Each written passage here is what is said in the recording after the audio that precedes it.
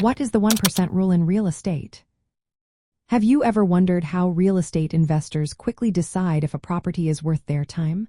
One handy guideline they often use is known as the 1% rule. So, what exactly is this rule?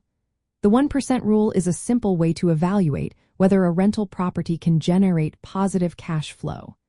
It suggests that the monthly rental income should be at least 1% of the total acquisition cost of the property. Now, what does total acquisition cost mean? It includes not just the purchase price of the property but also any necessary repairs or renovation expenses. To apply the 1% rule, you multiply the total investment by 1%. The result gives you the minimum monthly rent the property should command to be considered a good investment. For instance, let's say you find a property that costs $200,000 to acquire and needs $20,000 in repairs. Your total investment would be $220,000. According to the 1% rule, the property should rent for at least $2,200 per month.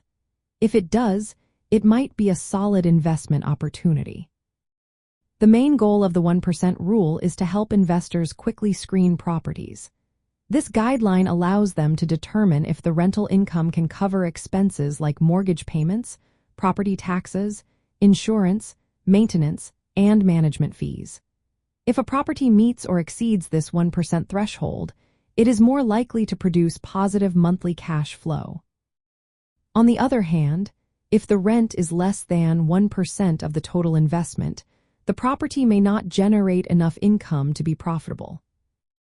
While the 1% rule is a great starting point, it is important to remember that it is not the only tool you should use.